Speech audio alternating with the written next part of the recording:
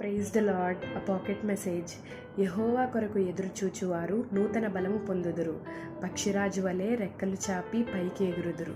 అల్లయక పరుగెత్తుదురు, సొమ్మసిల్లక నడిచిపోదురు. యెషయా గ్రంథము 40:31. పక్షులన్నిటిలో కల్లా పక్షిరాజు అంటే ఈగిల్ ఎత్తైన చోట్ల ఎగురుతూ ఎత్తైన చోట తన నివాసాన్ని కల్పించుకుంటుంది.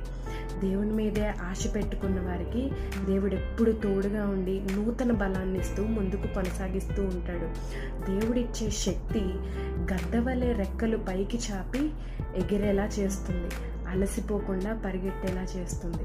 సమస్యలు మనలోని శక్తిని లాగేసి మనల్ని కృంగదీస్తాయి.